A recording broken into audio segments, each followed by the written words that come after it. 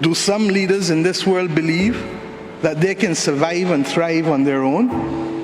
Have they not learned from the pandemic? Can there be peace and prosperity if 1/3 of the world literally prospers and the other 2/3 of the world live under siege and face calamitous threats to our well-being? And how many more pictures of people must we see on these screens without being able to move? Or are we so blinded and hardened that we can no longer appreciate the cries of humanity?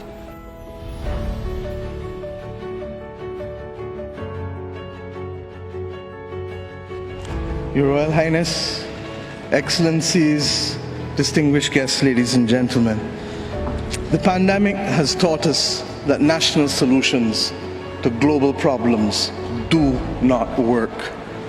We come to Glasgow with global ambition to save our people and to save our planet. But we now find three gaps. On mitigation, climate pledges or NDCs. Without more, we will leave the world on a pathway to 2.7 degrees, and with more, we are still likely to get to 2 degrees. These commitments made by some are based on technologies yet to be developed, and this is at best reckless and at worst dangerous. On finance, we are $20 billion short of the $100 billion, and this commitment, even then, might only be met in 2023. On adaptation finance remains only at 25%, not the 50-50 split that was promised nor needed given the warming that is already taking place on this earth. Climate finance to frontline small island developing states declined by 25% in 2019. Failure to provide the critical finance and that of loss and damage is measured, my friends, in lives and livelihoods in our communities. This is immoral and it is unjust. If Glasgow is to deliver on the promises of Paris, it must close these three gaps. So I ask to you, what must we say to our people living on the front line in the Caribbean, in Africa, in Latin America, in the Pacific, when both ambition and regrettably some of the needed faces at Glasgow are not present? What excuse should we give for the failure? In the words of that Caribbean icon Eddie Grant, will they mourn us on the front line?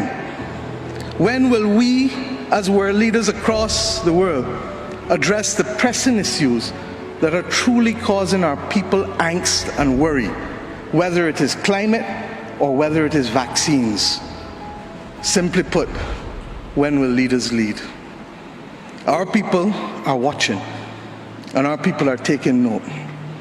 And are we really going to leave Scotland without the resolve and the ambition that is sorely needed to save lives and to save our planet? How many more voices and how many more pictures of people must we see on these screens without being able to move? Or are we so blinded and hardened that we can no longer appreciate the cries of humanity? I have been saying to Barbadians for many years that many hands make light work. Today, we need the correct mix of voices, ambition, and action. Do some leaders in this world believe that they can survive and thrive on their own? Have they not learned from the pandemic? Can there be peace and prosperity if 1/3 of the world literally prospers and the other 2/3 of the world live under siege and face calamitous threats to our well-being? What the world needs now, my friends, is that which is within the ambit of less than 200 persons who are willing and prepared to lead. Leaders must not fail those who elect them to lead. And I say to you, there is a sword that can cut down this Gordian knot, and it has been wielded before. The central banks of the wealthiest countries engaged in $25 trillion of quantitative easing in the last 13 years. 25 trillion. Of that, 9 trillion was in the last 18 months to fight the pandemic.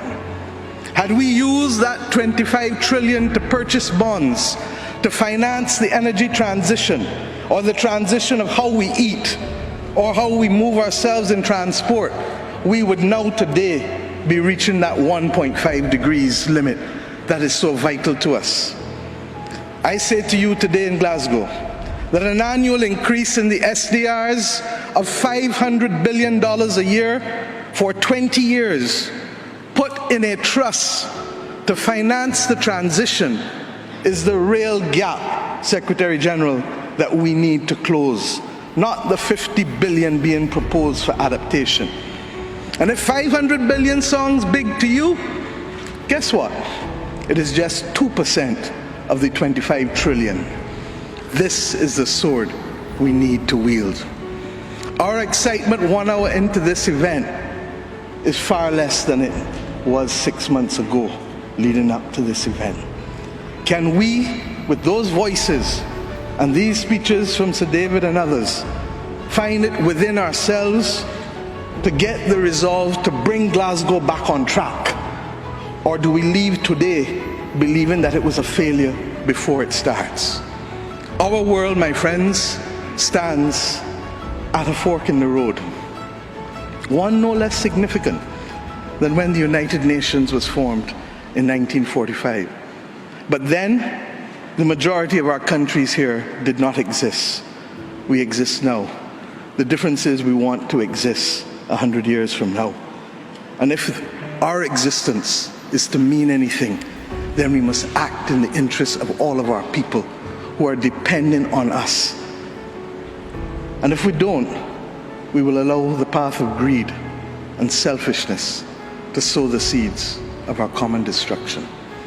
The leaders of today, not 2030, not 2050, must make this choice. It is in our hands, and our people and our planet need it more than ever. We can work with who is ready to go, because the train is ready to leave. And those who are not yet ready, we need to continue to ring circle and to remind them that their people, not our people, but their citizens, need them to get on board as soon as possible. Code red to the G7 countries. Code red to the G20.